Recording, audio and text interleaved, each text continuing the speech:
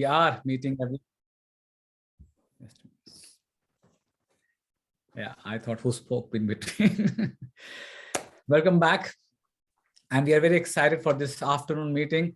It really gives us a lot of energy, a lot of enthusiasm to move on our professional speaking journey. And people who are guests here, for their information, this is a club that helps Toastmasters who wants to move on their professional speaking journey.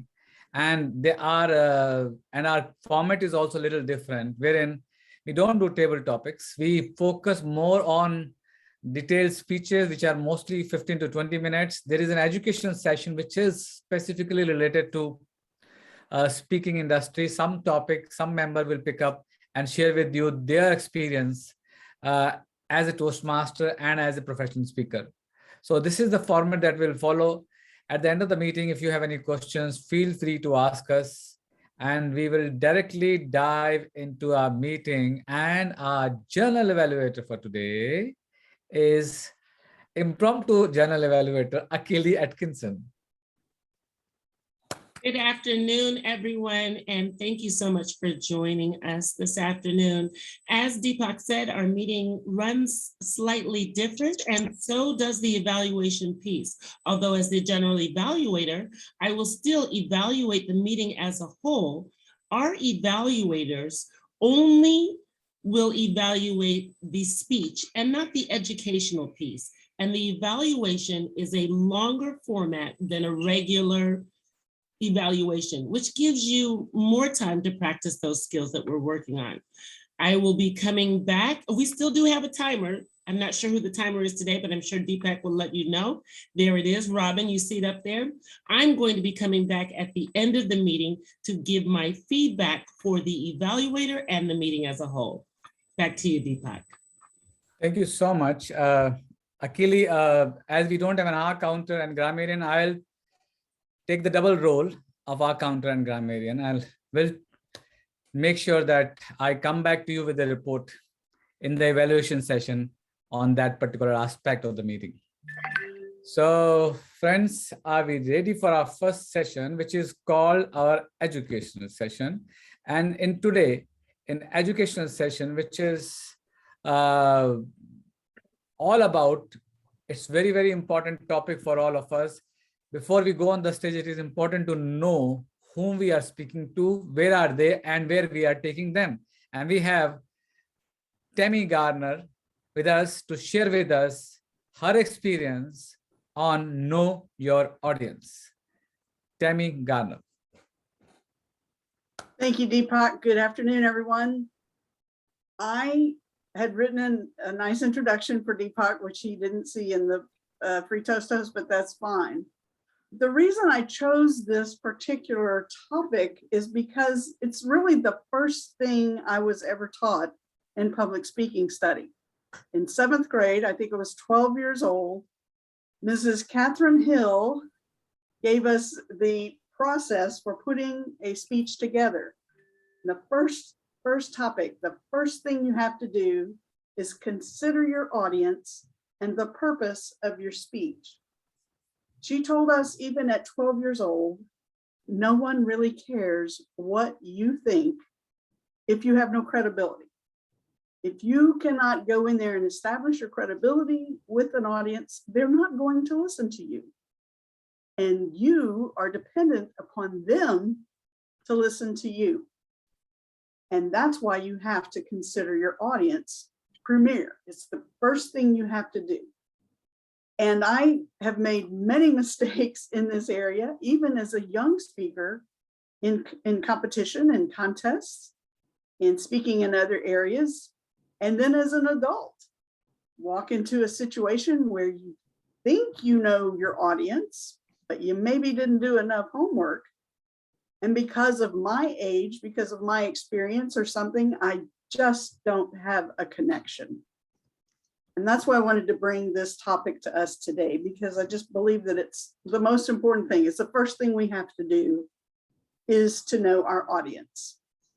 We're going to talk about 4 things today. And the first one is just answering the question, who is your audience?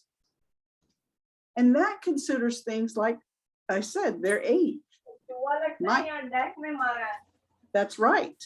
You have to know that as well. I am now in the silver years. If I went before a younger audience, a teen audience, I would really have to know what they're about, their age, their educational level, things that interest them, or it's going to be probably a bust, unless their parents tell them you have to listen to Miss Tammy. But that's not what you want to do as a speaker, as a professional speaker, especially one being paid. You want to walk in there and know that this is the age group you're talking to. And it might be an age group that's all over the map, which is even more difficult in the actual situation that we run into as professional speakers. We sometimes really don't know the age group of our audience. But when we can, and sometimes the topic or the subject of the event will tell us a little bit about that. So pay attention to the age and the educational level of your audience, because it's going to make a difference in these other things we're going to talk about. One of the things that I've learned to consider is to try to find out what this group does for fun. Because the things that we do for fun, the extra things we do in our lives are the things that really drive us. I learned this the hard way when I had a counselor, a therapist, tell me, you know, part of your problem is that you're no longer climbing in your job, but you are climbing in your extracurriculars or your nonprofit organizations that you serve. In other words, your job priority in your life is coming from here, but the things that get up and go that you have is coming from over here. Don't try to make them swap, just walk into that. So if we know the things that our audience finds interesting, we can build a common bond with them. We can try to talk to them about the things that are important to them. And that leads to my third point about this, knowing who your audience is. How do they like to be spoken to? When I was coming up, everything was formal. You had your suit or your dress on, you had your points in order, you addressed everyone formally. This conversational style that we now appreciate and prefer was not a thing. It was the elocution of it all. It was the oratory of it all. And believe me, you did not present that persona. You were not considered a very good speaker, that you were still learning. I don't think that's true anymore. But if you're talking to a bunch of boomers, okay, boomer, you might want to consider that, because they may have that expectation of the speaker. May not appreciate someone just coming in with no tie on, or someone in slacks instead of a woman in a suit. And you may lose them just right off the bat because you're coming with the wrong tone. Well, those are some things to consider about who your audience is. Another thing is to know, what do we have to say to them? What is our message that's going to make their lives better? I have a friend that refers to that as, we are now radio announcers on radio station WIFM. What's in it for me? Because believe me, that's why your audience is even there in the first place, unless they're being shackled and told they have to come. What is it that we have to say that's going to make their lives better? Is there a problem or an issue in their lives that we're the subject matter expert for? Is that something that we are selling that will make their lives better? I know when I speak on final arrangements, when I speak on grief share, when I speak on things like that, there are people that's a very specific audience for, and they have a specific need for that information. And there are people who need that information that don't even realize that they need that information. And once they're in those speeches, they're in those times, those that I'm presenting, they go, wow, I never even realized that that was a problem that I had in my life, then that I'm going to have to find a viable solution for. So there are problem-solving things that we, as speakers, can bring that'll make their lives better. Maybe we're just there to inspire them. There are a lot of times in our lives, I know for me, I'll tune into something, a podcast or something, simply because it sounds interesting, but then I find out, wow, this is something that really challenges me and that inspires me now to go out and look at my own life. And what can I do? How can I apply these principles that I've just received to make my life a better life? There's so much information. We are so overwhelmed with information out there. Even as public speakers, when we go into a situation, a lot of times our audiences already know more than we do. The third thing is, what makes you different? Why should an audience listen to you instead of Simon Sinek? Well, I think I'm actually a better speaker than Simon Sinek, but people will stand around the corner in line and pay $100 to hear his wisdom. How do we compare to the competition? Sometimes you're in a situation that if you're in sales or something, you need to know your market because that's your audience. Your audience knows that market. Make sure you do and that you don't fall on your face. I mean, I've been in situations where someone has said something that information was maybe 2 months old, and the product line or the situation had moved along and that speaker wasn't on top of it. One of the areas that we did not consider when I was growing up in the 7th grade, and I think Mrs. Hill would be all over this now, is what are the emotional reasons for people to listen to you? Emotional intelligence is a kind of a new field to me. It's been around for a long time. But does this audience want to be part of something larger than itself? There's something that you are inspiring them to meet that need in their life. They already know that that's their passion. They are now coming to realize that they need more education or some training in an area that they didn't realize that their skill sets were a little behind and therefore they wouldn't be competitive in a market. Sometimes that appeals to someone's emotional perspective of themselves. And finally, do people just want to be inspired? If people just want to be inspired, that you can get into some juices. You can really have an impact on people's lives and how they move forward if you can tap into that emotional intelligence aspect of it. But finally, I just want to say, use your knowledge of your audience to create a compelling content, amount of content, some information that only you can bring them, because that helps create your credibility and also create your market. Know your audience and the purpose of your speech. Mr. Toastman.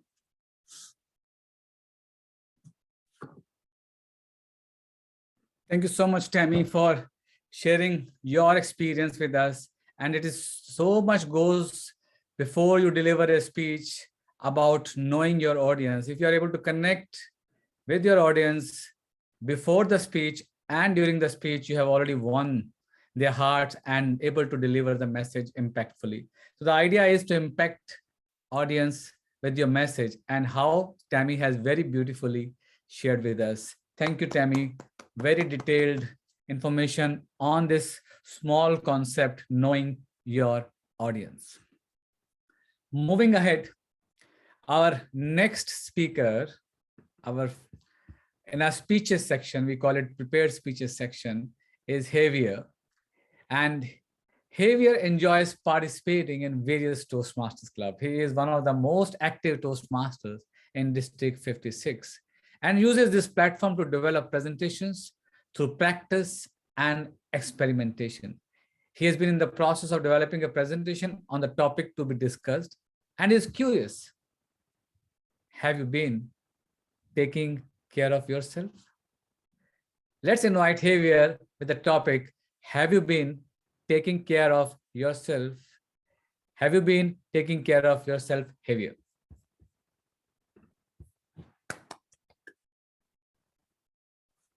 You are on mute, Javier.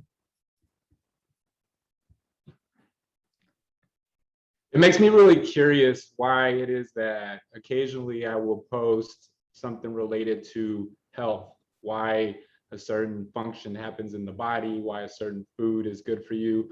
And I don't get any likes on Facebook, but when I post my picture of my deep dish Chicago style meat lovers pizza, I get 50 different likes.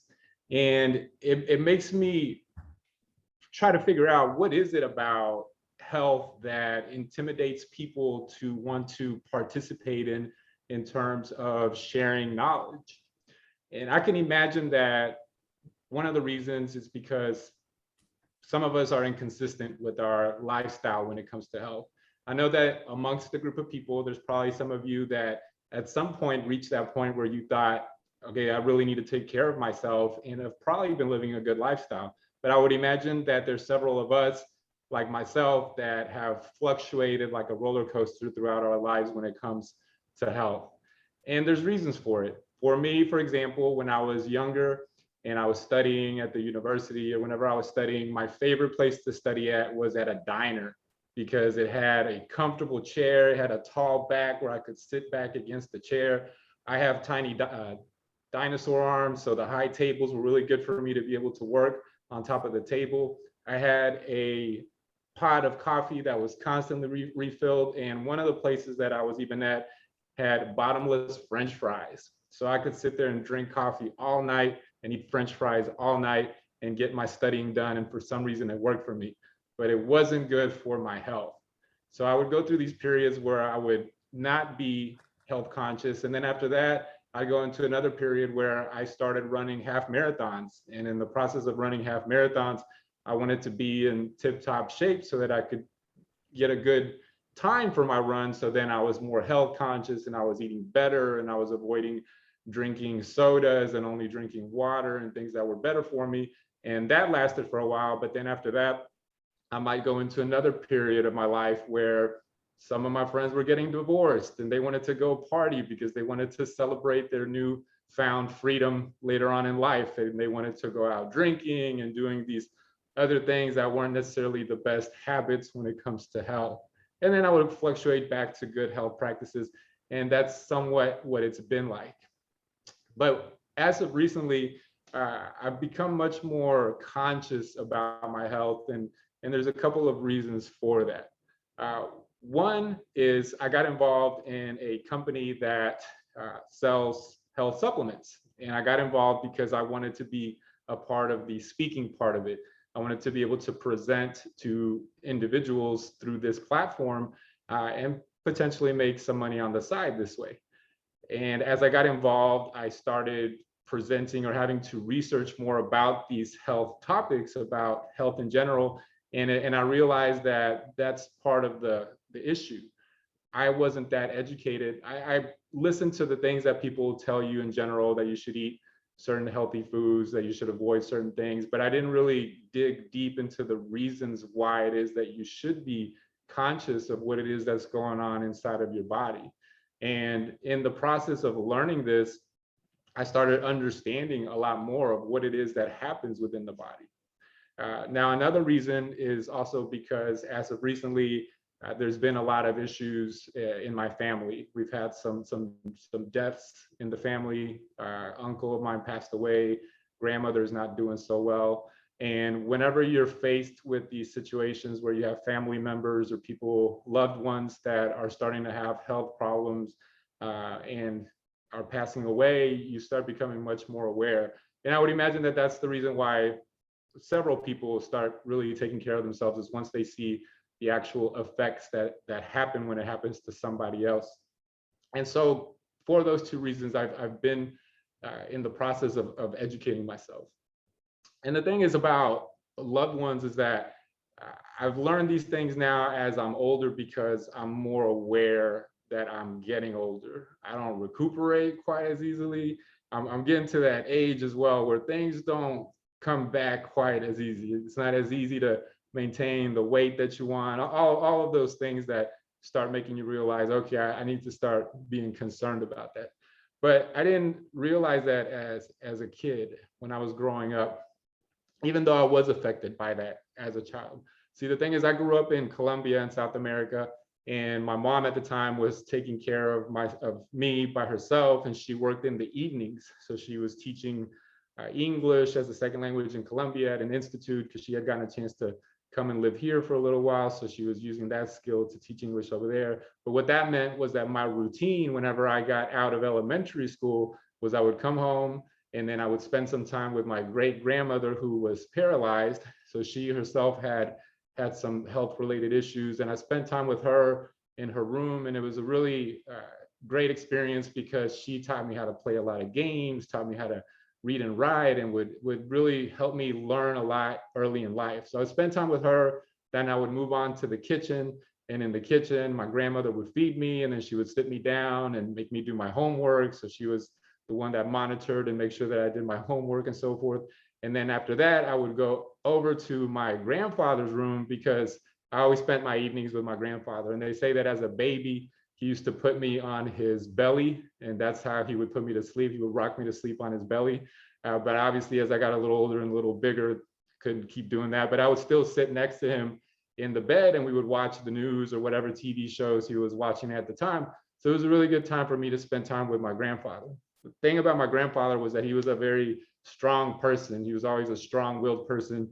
And when it came to eating, he always said, I'm going to eat whatever I want. Nobody's going to tell me what I should eat or shouldn't eat.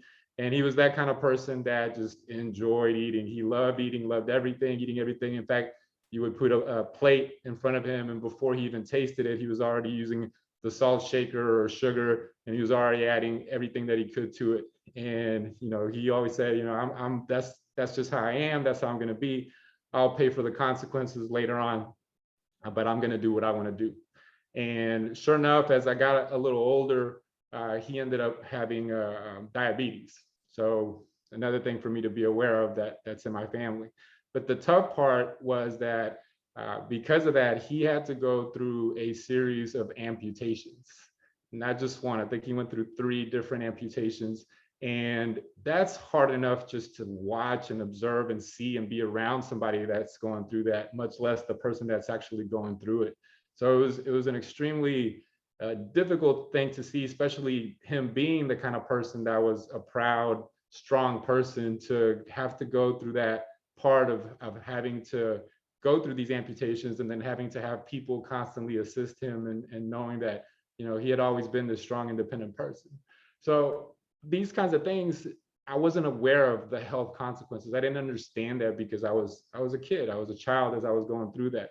But reflecting back on that, it's what I was talking about in reference to when you see loved ones go through these things, it just makes you that much more aware of the importance of taking care of yourself, because life is short. It really is, and not only that, but we have the opportunity to take care of ourselves and to also help other people to take care of themselves.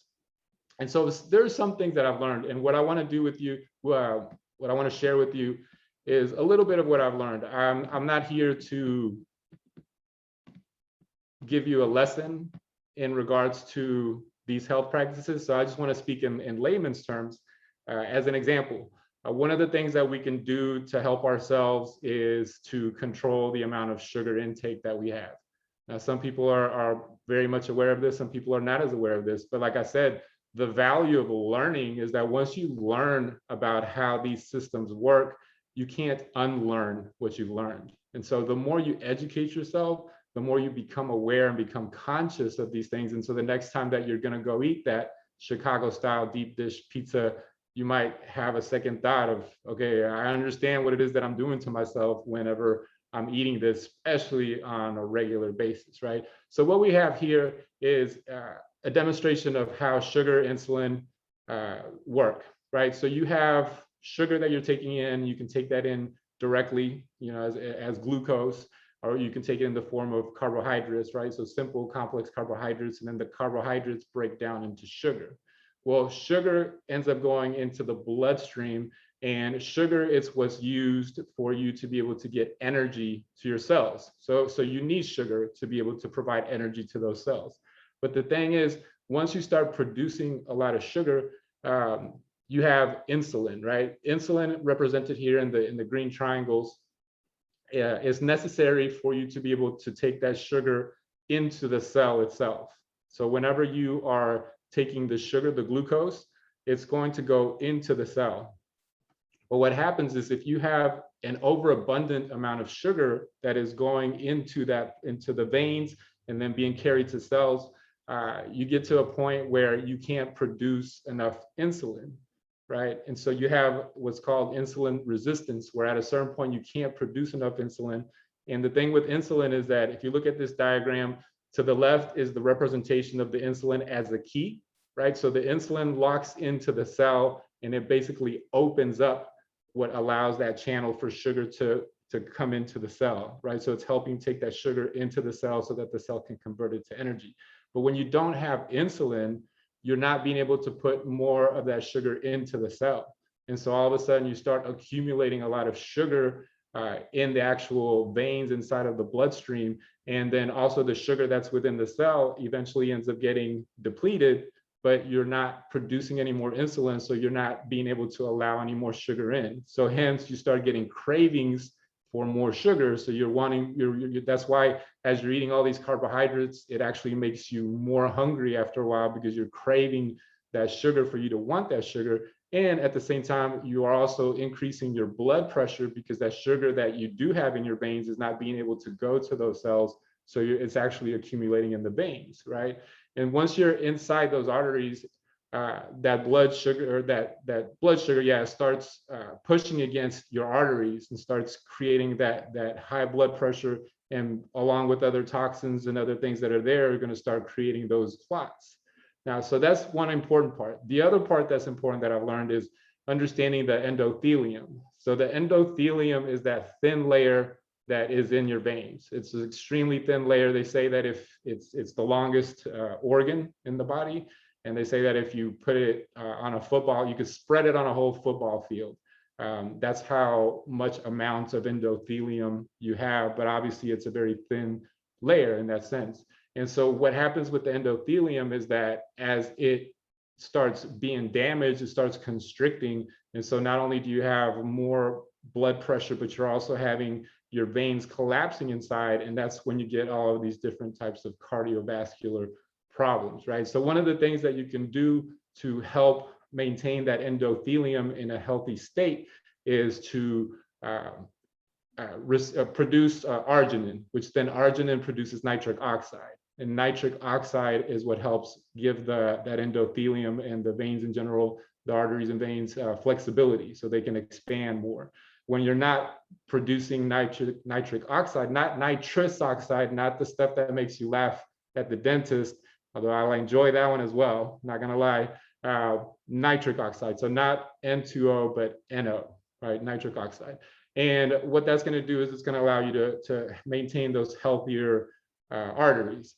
Now, the problem is that for you to be able to produce enough nitric oxide, you actually have to be able to have the right kind of nutrition.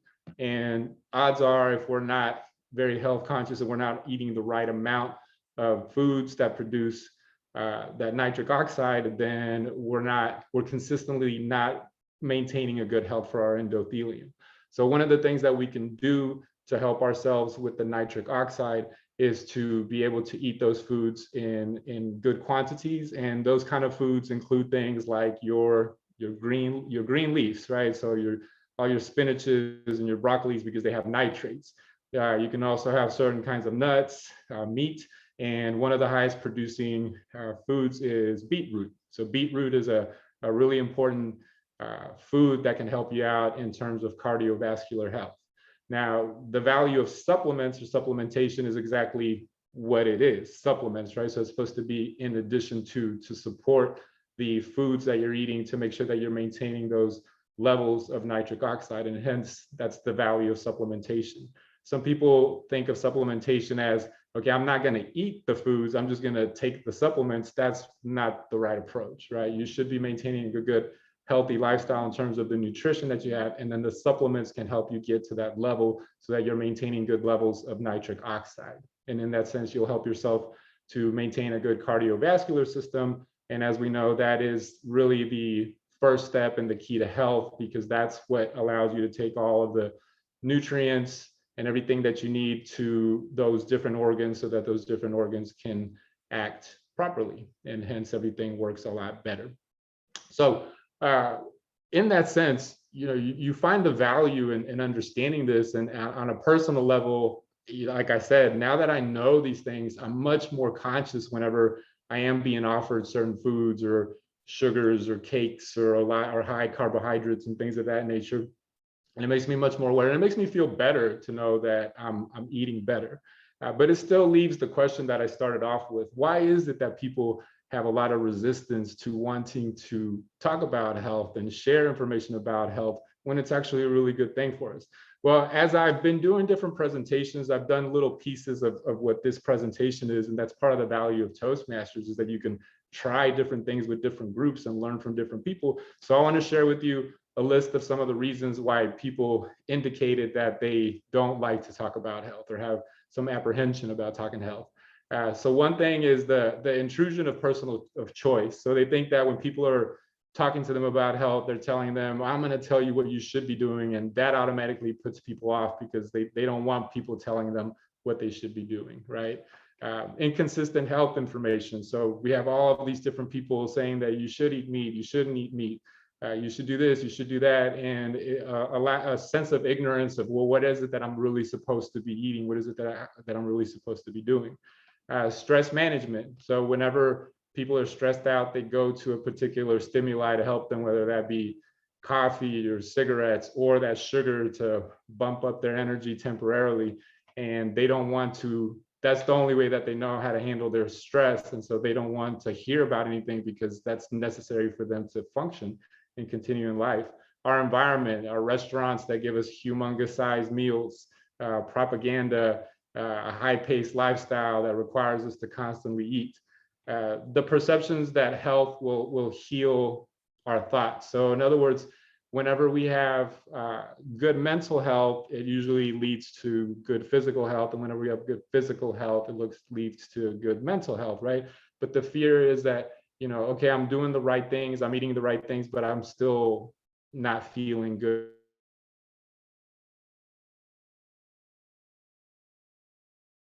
And when it doesn't happen, it's sort of a rejection, and then they go back to the old habits that they had, right?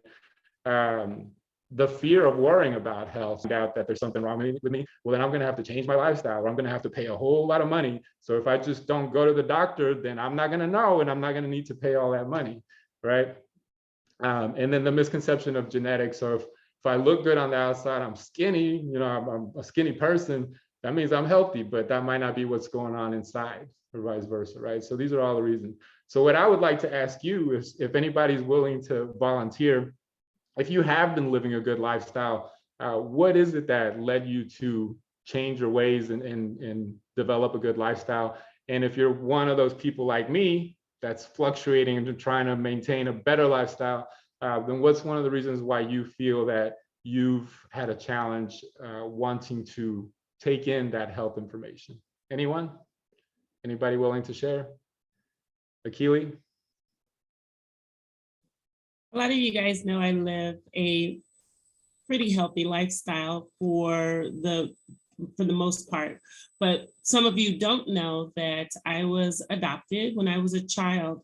So part of the reason why I live a healthy lifestyle is because when I go to the doctor and they say, give me your family history, I have to say adopted, which means I don't have any idea what will happen with the things that I do if I make poor choices, which has led me from an early age to try and make better choices because I don't have the overall knowledge.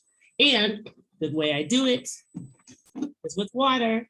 I carry it with me everywhere. I drink one of these a day. And if I do nothing else, and if I am sitting over here eating Funyuns, at least I have my water and I can try and balance it out. So a gallon a day, that's what I drink. And then I exercise at least 4 days a week. But that's All fine. right. Excellent. Thank you, Akili. Anybody else? Deepak? You're on mute. There you go. Yes. When I came to US in 2019, I was here staying alone. And I know that if something happens to me, nobody is there to take care of me.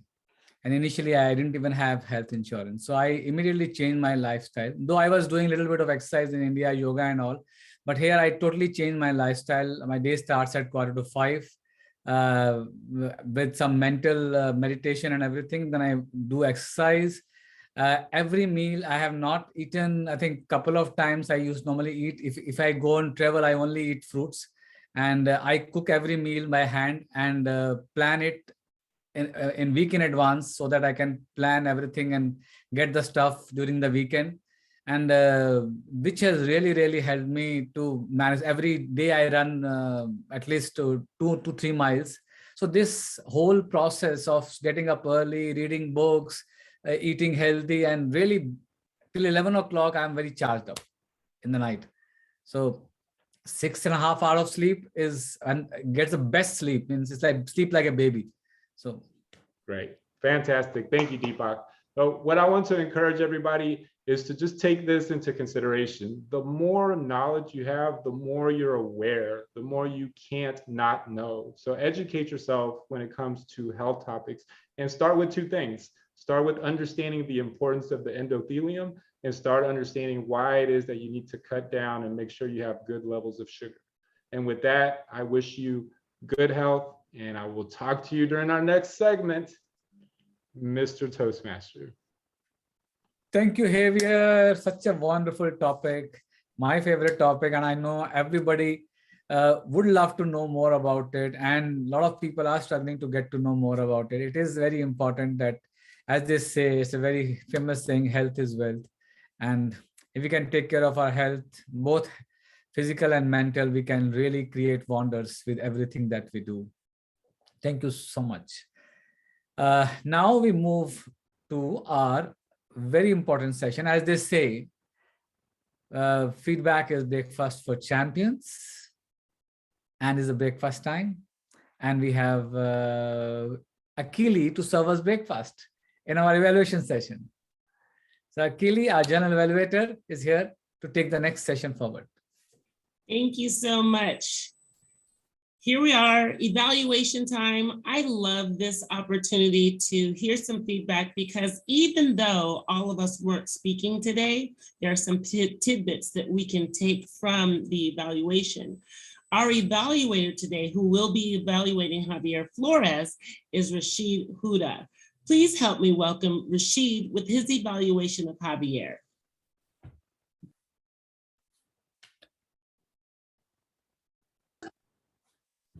Thank you, Madam General Evaluator. Can you all hear me clearly? Because it's not coming through in my speakers. Javier, that was an excellent presentation about health. I did not know your motives or the reason you got involved in it. I knew you were interested in stand-up comedy and impromptu speaking and getting in improv and stuff like that. I had no idea about your affiliation with health and your interest in health. I noticed lately that you had made some announcements on Facebook and District 56 website about health-related topics or health-related subjects. Now I know what your interest is and why your interest is there. You started out with getting us involved with what's common in everybody's life, Facebook, and how talking on Facebook about health does not get the same response as eating pizzas does. And that set up your speech very well for where you were going. I will be giving you feedback based on my observation of your presentation, the content of your speech, and maybe try to give you a couple of pointers on how you could take it to the next level, so to speak.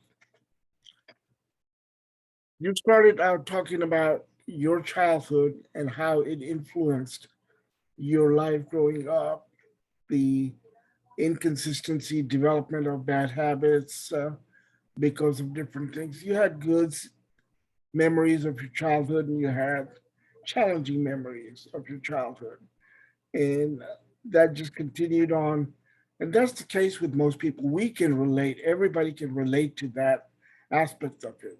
So as Tammy said, you addressed the WIIFM in that sense of getting us involved in thinking about where do my habits relating to my health come from and how it's impacting my life. You told us that you got involved in health because of a financial decision that you made. You are working as a representative for a health company selling supplements. I would have loved to hear more about what you do in that field and how it relates to where you're going as far as your speech goes, because you're doing these presentations in the area where you're educating people about health. So I would have loved to learn a little bit more about that aspect of it. You talked about the issues in your family. And by doing that, you brought us in because we all have family members or ourselves who have had health challenges. My dad was 50 when he had his first heart attack, and he didn't even know that he was having a heart attack. But he changed his diet because of that. And I mean, he radically changed his diet. My younger brother was the first one to pass away among all the siblings. And everyone in the family knows about his bad eating habits. And he had cancer and he passed away of cancer. He had cancer 3 times in his life. So we can relate to that aspect and how it impacts us because of what we saw in our family. Your grandfather, my younger brother, my dad, I could relate to your stories. So you created a bond. Now I'm paying attention to you about what do you have to offer in order for me to improve my lifestyle and whatever it is that I need to do.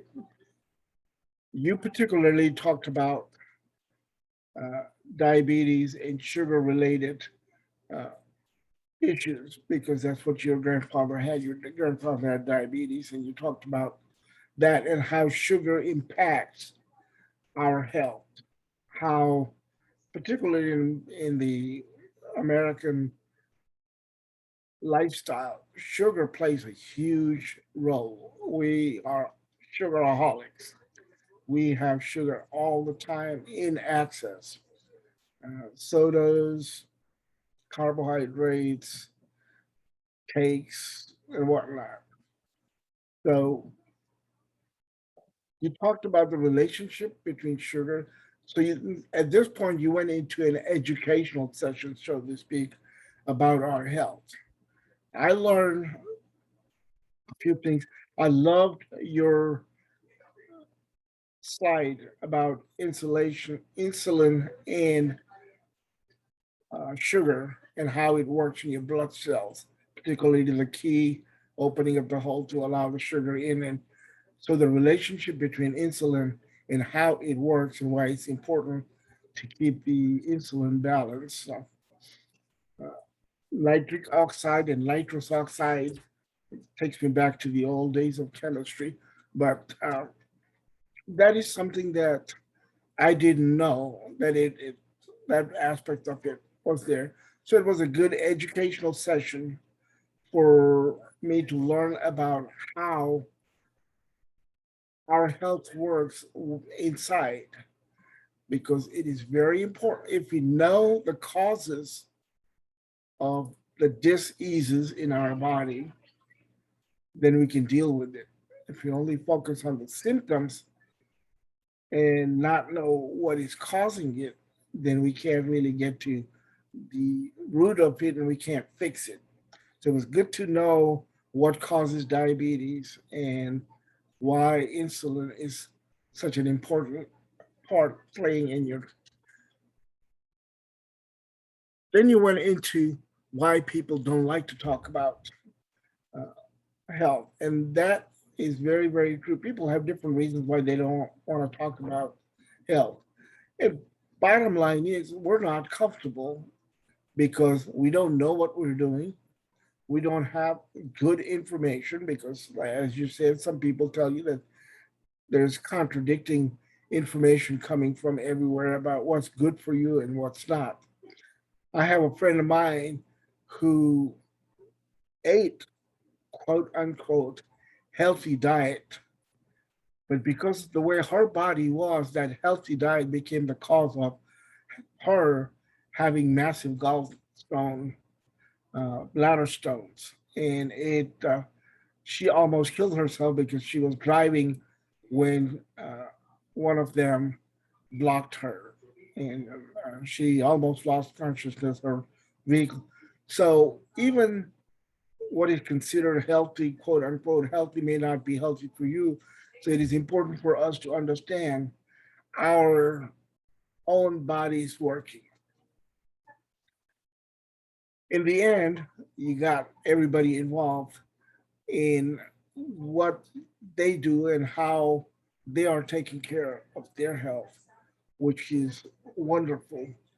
The only suggestion that I would give to you is next time when you do this presentation, talk a little bit about the aspect that you involve in it, the supplements that you're selling, why you're selling them, what's good about them.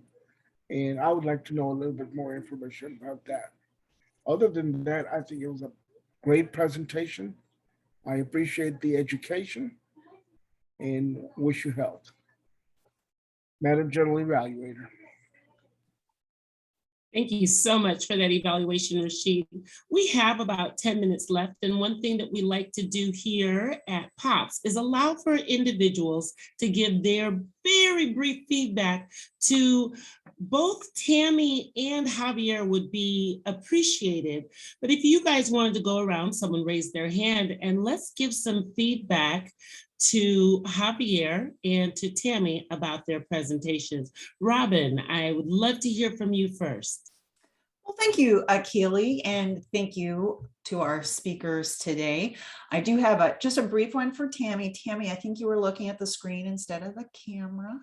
So look at the camera, look at me as opposed to there. I know it's really hard because you want to look at everybody. But that was really the only piece that I really wanted to share with you today.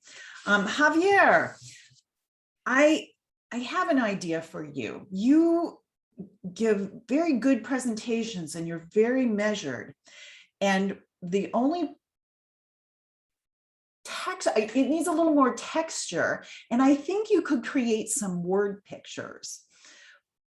For example, when you talk about your grandfather's amputations, maybe a little more of how you perceive that as a child, to stop and create a word picture of how it impacted you. It breaks up that pacing and gives my brain a chance to kind of stop a minute, see the picture, and then move forward from there.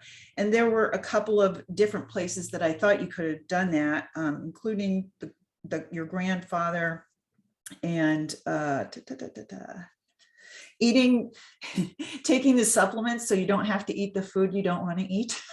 I mean, you really could give some great examples of that and have people laughing and people engaged, and then go, yeah, and it doesn't really work that way. But it would kind of break up that pacing a little bit and re-engage people.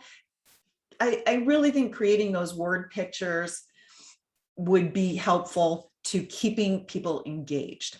That was my biggest suggestion for you. Thank you, Madam General Evaluator. Thank you so much, Robin. I am going to move on to Tammy. I don't think she's going to evaluate herself. I'm just going to assume that she's going to say something about Javier here. My only thing I want to say about my presentation is this is what happens when you don't do virtual presentations very often. I now speak in person all the time. And so I've forgotten about that little eyeball sitting there. But Javier, I wanted to clarify something. This was just a piece of a series of presentations for this business. Is that correct? It's kind of. I like what Rashid was saying. I didn't include the pitch on the supplements and so forth. That would be added to that, you know. Right. And then I have done different presentations on different topics. In fact, the next step is I have to do it in Spanish. So I have to not only do it like this, but then I have to take it to do it in Spanish, which I'm doing it next weekend. So yeah, it's not a complete presentation. There's definitely elements of it that are added whenever I'm actually doing it in a professional setting or in a sales pitch environment. Yeah. Right, and that's the way I received it. So when you didn't cover anything about the supplements and all, and then at the end in your conclusion, you said, come to the next session. I understood that this was not the whole ball of wax. I don't know if are all of these presentations going to be virtual, or are they going to be face-to-face? They're on site. Yeah. You're on So site. far they've been. Yeah. So you would be standing. Yes. Okay. I don't know if I've ever seen you stand to give a virtual presentation. That I just in my experience. I would recommend that you at least practice it, because then you have to raise the level of your computer. I mean, there's a lot involved to get the lighting. It's not the same as sitting and making your presentation. First of all, I know you're going to get more energy when you're standing and can engage maybe. And again, when we're in front of a personal a live audience, we start getting that feedback. You can't do that in this environment, but you can at least run like you did today and show us the pieces that you have. I personally appreciated seeing how that insulin and sugar thing all worked, because like Akili, I didn't know my family's genealogy. I didn't know our genetics. And here I am sitting facing diabetes head on. So this is very topical, and I want to encourage you to continue working with this organization and promoting good health to everyone. But again, I wasn't bothered by you not talking about the supplements. So good job. Thank you so much, Tammy. And guess what? Now we get to see what everybody did on time, because we have Robin. May I real quick? Our meetings go till 3:30. So if anybody else wants to give me feedback. Do you know that I just forgot about that completely? Then because we do go until 3:30, then I am going to challenge some of us who have not raised our hand to say a couple of words and ask that they give some feedback. It kind of helps you on what you were listening to also. So Deepak, Christina, Nisha, Boyd, you are welcome. Let's have a little bit of feedback. Who's first? I'll start. For Tammy, I think Tammy gave a lot of information in that 8 to 10 minutes. It was really very good information. Now, if we can add some examples of some speakers whom we know, like most of us are audience from Toastmasters, and most of us have seen a lot of Toastmaster speakers and how they have used the power of knowing your audience in the speeches. Many times we also see that speakers have listened to the previous, even the world champion of public speaking also, they have included the referral of a previous speaker impromptu in their international speech. Which So what counts against them, by the way, according to the rules. Sorry, Deepak, could you repeat what you just said, please? I didn't quite get it. I'm saying that if she can give examples of some speakers whom we all know, who have actually demonstrated this whole knowing your audience into their presentation. So what happens in the process, we will be able to relate very. Now, what Tammy, you are saying, I'm not saying that you are copying something from it. Okay, I'm saying sometimes a referral from one word or something. I don't know. I am Read the not. rules. Yeah. It's against the They've rules? made a rule change Yeah. on that. Okay, Mhm. that I'm not know. That I'm not aware. Thank you so much. We still Yeah. have to be able to listen to what everybody has to say and their opinion about their evaluation. But I do appreciate that, Deepak. I think that's some wonderful feedback. Do you have something for Javier also?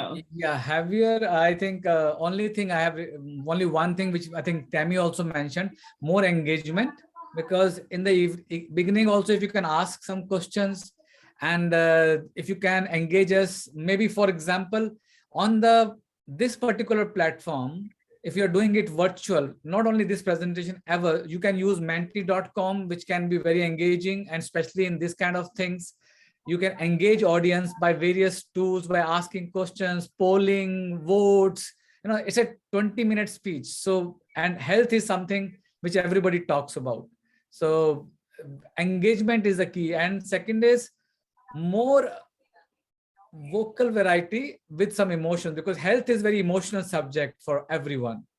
And you can use your voice to bring in your own experience, and also you can share some stories, people who have not taken care of their health. So which will really give, could be an eye opener for many of us. Thank you. So much, Deepak. Manisha, I see you on the screen. Does that mean you're getting ready to say something? Yes, ma'am. All right. I loved both the speeches, and I always do enjoy the speeches in this club. You are much at a higher level. Tammy, I appreciate that you started your speech with the topic that you learned at 12 years of age. That was really interesting, because I thought you were talking about Toastmasters, and that was not the first topic I learned in Toastmasters.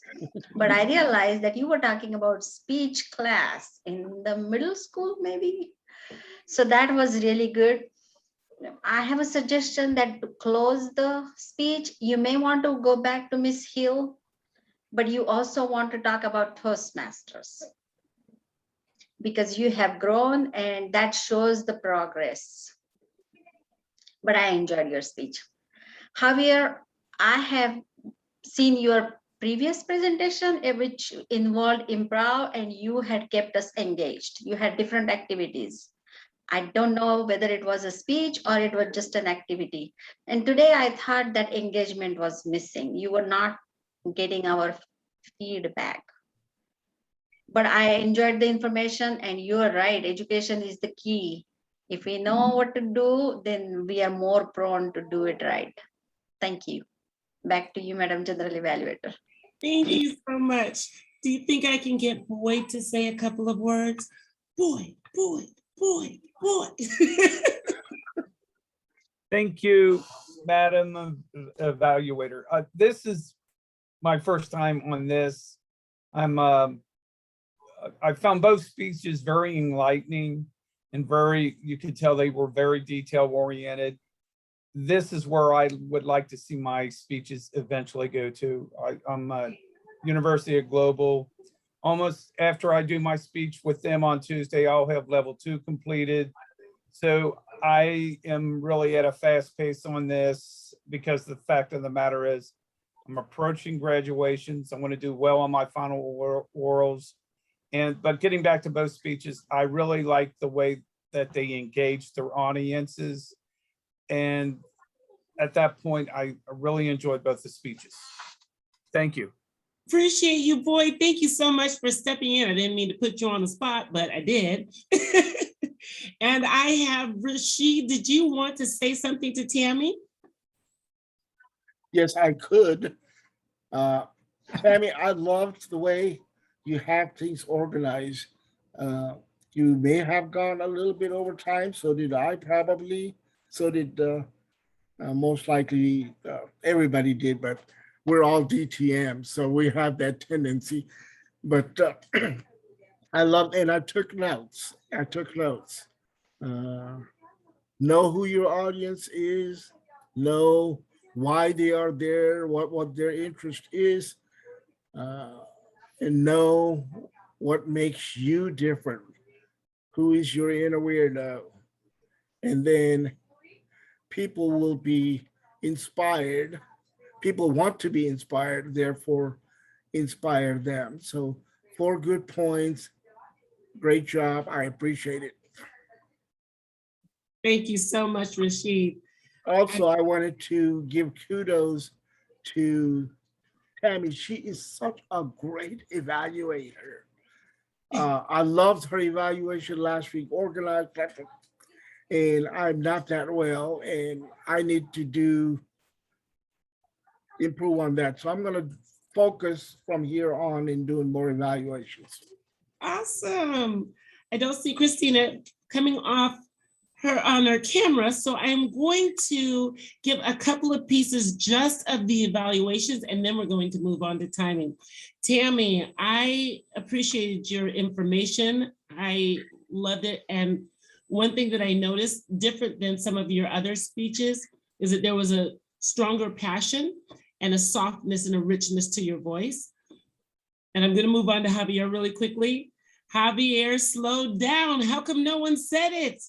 I can't believe it. Javier was not talking as fast as he normally does. I was able to understand you clearly. I was engaged. Of course, I love health, so I found it exciting. But the one thing that I did notice is your pace was so much slower than it usually was, which tells me you're listening to some of the feedback that you're getting. I really appreciated that. And now, you guys, drum roll, because Robin is going to tell us how we did on time. Robin, what did we do today? Okay, here we have it. Tammy, your time was 10 minutes and 52 seconds. Not good. Javier, you were 21 minutes and 10 seconds. And Rashid, you were just over 10 minutes. Nice job. We are in there and getting comfortable, understanding the time frame. Now, let's see if we said the right words while we were doing that. Yes, Rashid. Quick question for Robin. You said just over 10 minutes. I thought I was 6 to 8. Were you timing me for 6 to 8, or was I being timed for? I timed you 6 to 8 and you kept going. So that's where you would get the 10. Yeah. Well, when I saw the red, I almost wrapped. Okay. I see red a lot too, Rashid, never worry about it. Well, it was definitely over 9. And so that's why I'm like 10, because I know it was over 9. And then when I looked down after someone else was talking, it was at 12. So, Okay. There you go. Thank you. Now we are going to see if those words that were spoken during the extended period of time were words that we were supposed to be using. Deepak, could you tell us how we did in our ums and ahs? Please don't count those. And our grammar. Take it away, Deepak. Thank you so much, Akili. We had an excellent meeting today. All the speakers were very good. Yes, there are some areas of improvement. Tammy was superb in her ahs and ums. She had only one ah, and there's no other filler words, whereas Javier had 9 ahs, and no other filler words. Only, and those R's are also not very, you have to really focus on Javier to figure out those R's. So I really worked very hard on finding Javier's R's, but yes, it is not, it's coming very natural. So, but yes, we can improve upon it. As far as grammar is concerned, there was no mistakes. It was excellent, simple language everybody was using. No difficult words, things like people just want to be inspired, emotional intelligence, physical health versus mental health versus physical health, some nice words being used. Good job done, everyone. Thank you so much. Over to Akili. Thank you so much, Deepak. Here we are. My evaluation for our meeting as a whole. One thing that I love is that this group is coming together as a cohesive unit, which means we are passing on the baton to different responsibilities successfully. The transitions between the Toastmaster and the speaker, I think, are being handled wonderfully. I understand Tammy wanting to have her introduction read, because as professional speakers, it is going to be a part of how we incorporate our introductions being read to how we start our speeches. So let's make sure that if there is an introduction to be read, that we're trying to focus on reading of Deepak. I know it was last minute, but we're trying to focus on reading those just to get comfortable with hearing sometimes even the compliments about yourself. Sometimes they make me uncomfortable. So let's work on that. And if you are giving a speech, make sure that you give an introduction before that speech. As far as the speakers, of course, excellent job for the speakers and wonderful transitions in and out of your speeches. For evaluations, we are going to have to work on our listening skills, which is part of communication. We don't always agree on the information being said, but as Toastmasters, we're going to have to listen to some feedback that sometimes we may have some comments for. Feel free to put those in a side chat to somebody and then just do a kind of one-on-one with a disagreement or a question about what can be done differently in the future. This group, no ums and ahs and likes and so's. I really appreciate how well and how polished we sound. And I am encouraged to continue to be a member of this group. And I just wanted to say a side note, this is specifically for Boyd to get him to join, but I've been with this group for a while. I just got my first paid gig, you guys. I cannot thank you enough. I am going to be a paid speaker at the end of this month, and it is because of the confidence that Pops has given me along my journey. Super. Back to you, Deepak. Thank you so much. Congratulations, Akili. This is so wonderful. It's being kind of not only your achievement, it is achievement for all of us. Yes, it's a great honor for all of us. A member is progressing. Thank you so much. Good job done. Thank you all for excellent speeches, evaluation. Thanks, Akili, for taking up this role at the last moment, an impromptu role. And we had an excellent meeting today. Great speeches, great evaluation. I pass it on to our president, Robin Roberts, to take it forward and say a few words, and if she has any announcements to make.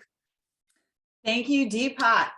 Excellent job jumping right in there as Toastmaster. I appreciate that.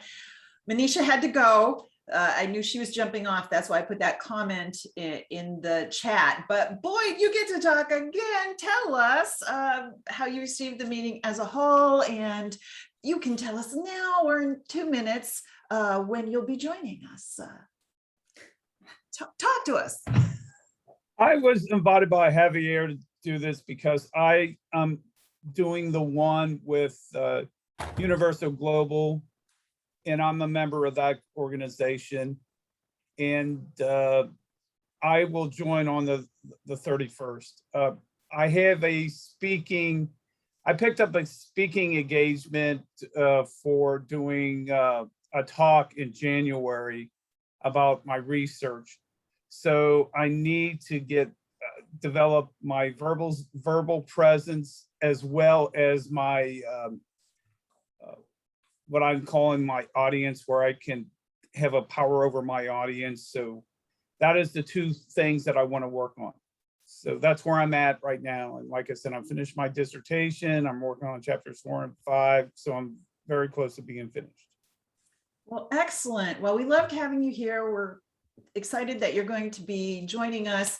Our VP of membership is not here today. She is now in the process of moving from Mexico back to the United States. Her life has been very chaotic, but I do have your information. I'll pass it on to her, but also Javier, reach out and we will get you, when you're ready, get you all signed up and do all that paperwork kind of stuff. But we've loved having you and thank you for participating. We really appreciate that. And we're glad that we can be of service to you in kind. I do want to remind you that we do have an October 31st, boo, scary Halloween meeting. So let's have some fun with that. Having said that, and I know, I'm sorry, I'm preaching to the choir, but people need to sign up. Yeah. You know, we're all good at dancing and being flexible and jump into a role in the day, but it's nicer to have everything all laid out. And that way, Toastmasters don't not read things because they know they're Toastmasters and all of that good stuff. Again, I know I'm preaching to the choir, but also we're all on WhatsApp. Can we have more conversation in WhatsApp and get people to engage? I think that's going to be helpful too. So let's all work a little bit on that piece of things. What else was there? October 31st meeting.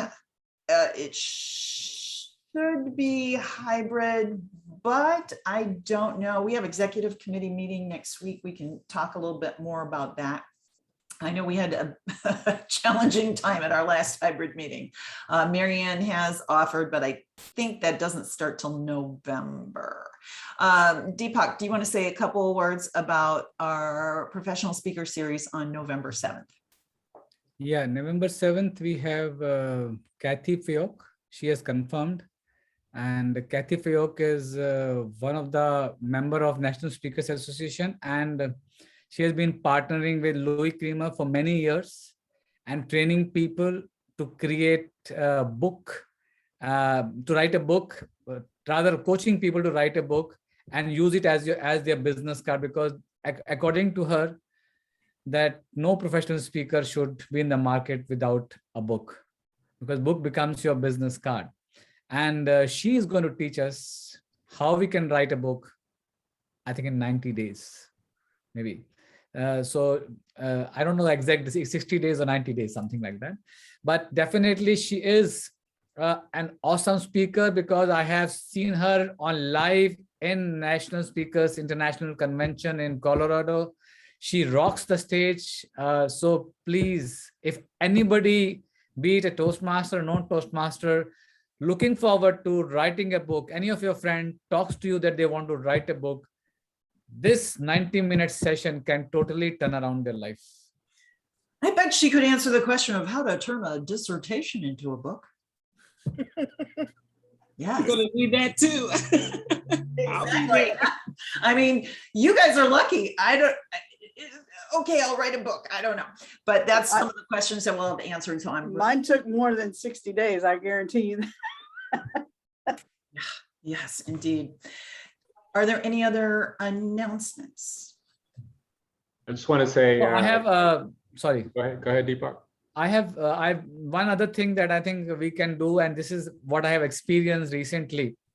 I deliberately picked up phone one day and I thought, let me start calling everyone, and I should meet everyone personally now. COVID is, and the first person I called was Marianne, and she immediately agreed to meet and she gave me time. And when I met her, and first of all, I got to see her conference room. It's a good conference room for a short meeting. Easily 10 to 15 people can sit, and there is a place to give speech. So we can use, she has offered us, and it is just on the Katy freeway, just on the highway. So very easy to find on Kirkwood Road after, yes. Then I had a good conversation with her. After our conversation, she said, I would like to interview you for my podcast. And next day, we recorded her podcast. And she got so impressed with the podcast that she immediately wrote a long mail to Authors Marketing International that they should invite me for podcast. Today, I got a mail from Authors Marketing International that they confirmed a date for me for podcast. That's just because of a phone call that I made to Marian. So we are, as professional speakers, I think we can meet each other personally, because in this meeting we are not able to get to know each other more, and one-to-one we will be able to help each other in a big way. So me and Marian are planning to do some more training programs together, and we had a lot of conversations. So it's a great idea to collaborate when we are in this pathway of professional speakers. Just an idea I thought I would share with you. Yeah, awesome. Whoop, whoop. All right. Javier, tell us. I just wanted to say that it's great to see you here, Boyd. And just so everybody's aware, Boyd started in the University of Arizona Global Campus, which is a club that has both a faculty day that they meet and then a student day that they meet, but they're able to attend either or meetings if they want to. And they just chartered in July. And as you heard, Boyd is almost done with level 2 already. So he's leading the pack over there, leading by example and showing everybody what it is to be engaged and to be enthusiastic about all this public speaking. So thanks for being here, Boyd, and we're happy to serve and help out in whatever way we can. Thank you, Boyd. Thank you, guys. Thank you very much. Yes. Is there anything else, my wonderful fellow members? Well, if Rashid's not going to say it, then I just must. Rashid invited me to be on his podcast, and we had a wonderful conversation that will be coming around the corner soon. It was my second podcast invite and a wonderful opportunity to hone my skills.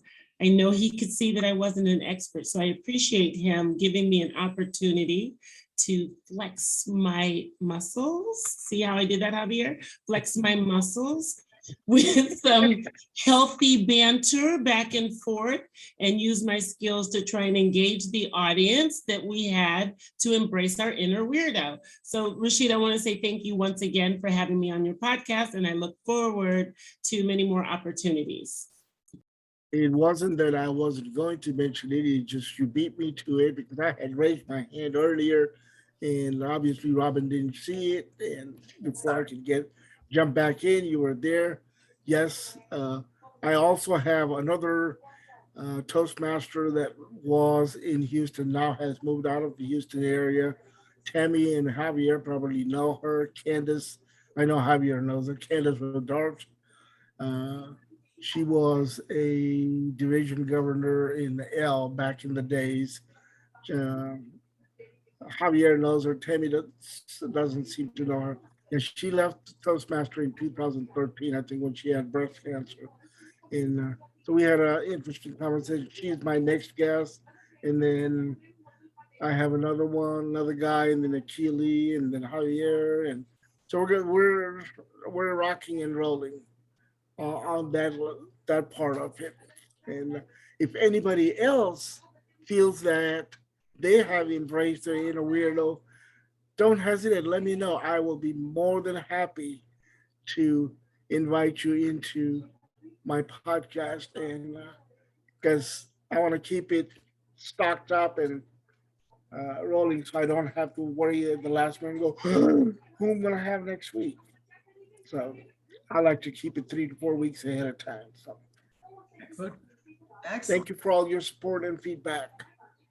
This is a happening group. We got podcasters and podcast guests and all kinds of stuff going on. So, all right, ladies and gentlemen, anything else with that?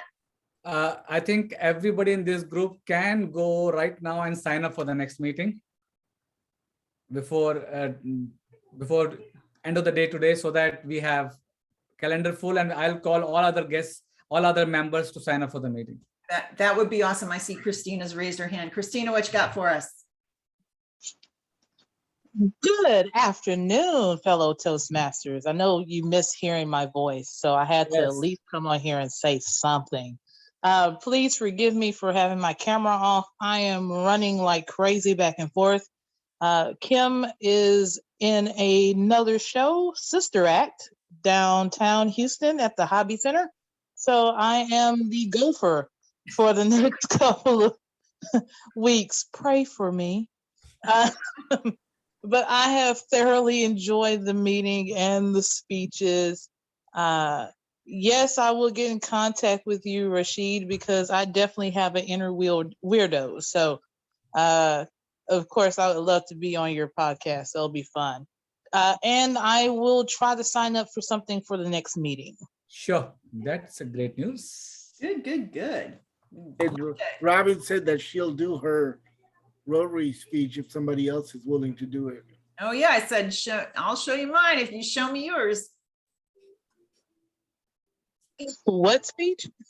The Rotary speech, you know, the speech you got ready to go so that you can deliver Yeah. content, but not be salesy. Right. And if you, let me just ask for a minute while we have an extra minute. For those of us who are here, who specifically is building their own business as a speaker versus I'm working for corporate blah, blah, blah. Okay. Do coaching. Yeah, well, so coaching, because getting in front of a Rotary Club to talk about a subject, they don't let you push anything. And it is a skill set to create a speech in such a way that everybody wants to talk to you afterwards and they want what you weren't allowed to push. And that is something definitely I think all the POPs members should have, even if you're corporate, because like you got to talk to the C-suite, you still have an objective. And so that is something that when I say I'll do my Rotary speech, I'm looking for other people who want to get that done so that, man, they could, like when Marianne needed a substitute, Javier and Keely, right? You just popped right up and did it. Robin, I received 3 referrals from that presentation. It wasn't actually polished yet, but I received 3 calls from there. So it does work. Absolutely. Absolutely. Good. So yes, I'll do my Rotary speech. Okay, Tammy. I am retiring officially January the 15th. And In my life, I will not be encumbered by not being able to be places at any time of the given day. So I'm really not sure what all that's going to look like, but I'm just excited not to have to be somewhere from 8 to 5. Yes, absolutely.